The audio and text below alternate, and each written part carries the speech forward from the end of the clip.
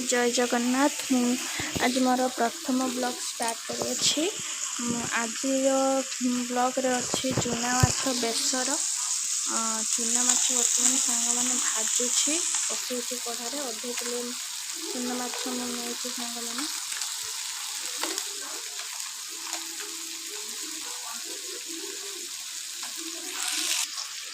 देखते सांग मैंने बर्तमान आलू काटी माछ को भी भाजी अलरेडी रखिदे मसला भी बाटिकी रखिदे बिलाती अदा रसुण सोरिष जीरा कंचा लंका दुटा पकईकी ग्राइंडिंग कर रखिदे। एखनी मु तेल पकईकी पियाज पकईकी भाजुची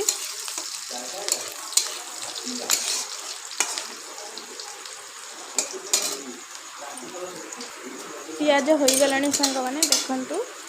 तापर ए मसला को पकईबा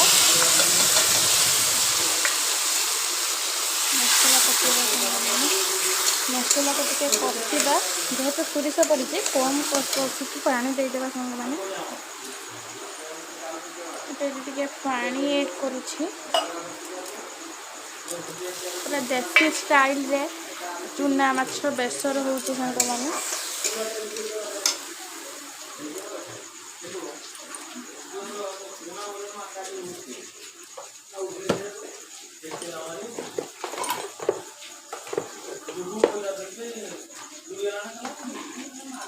देखो सांग मैंने मसला कषा चलती आम सांग मैंने मसला टे हलदी पकईबा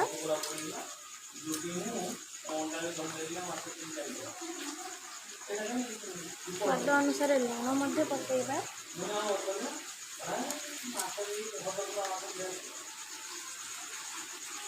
लंका गुंड पकईबा जीरा गुंड पकईबा शुखला लंका गुंड पकईबा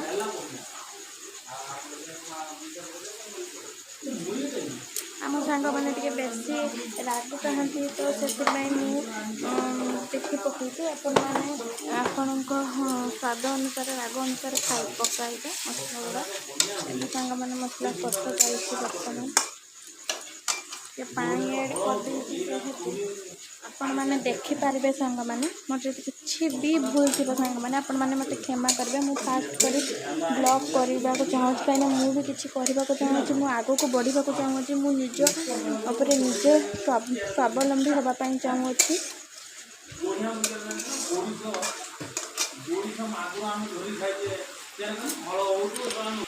जेहेतु सांग मैंने सोरिष पड़ी मु बेसी कषुना मसला को से कंचा आलू ऐड कर आलू को सीझे पकई पारे भाजिकी भी पकई पारे मुझे मसला सब कषि कषिकी रांधापी चाहूँगी पूरा गाँ स्टाइल रे मुझे निहती जड़े गाँव में बास कर तेणुक मु गाँव मो माँ पाखु जहाँ शिखुची से आपन को देखुची सांग मैंने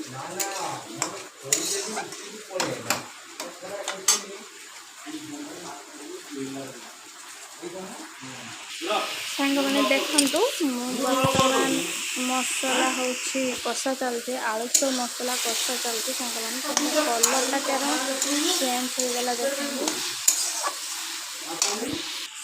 सांग मैंने ये रेसिपीटी पखाल भात गरम भात रुटी जो थे खाइले टेस्ट लगे बेसी टिके गरम भात खाइले बहुत भल लगे। आमर आलू भी अलरेडी सीझी सारा आउ अल्प सीझापी बाकी अच्छी मुझे ये माछ को पकड़ी मु पानी अल्प अल्प देवी जुखा जुखा टाइप करी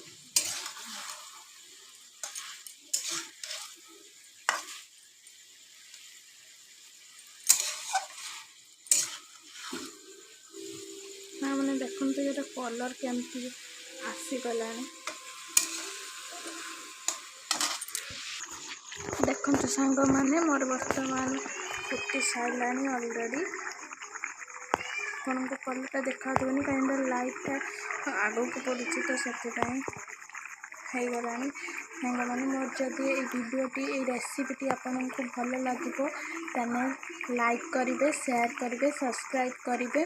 और मोर भूल थिले मते कमेंट रे जणेबे आ भलो लागिथिले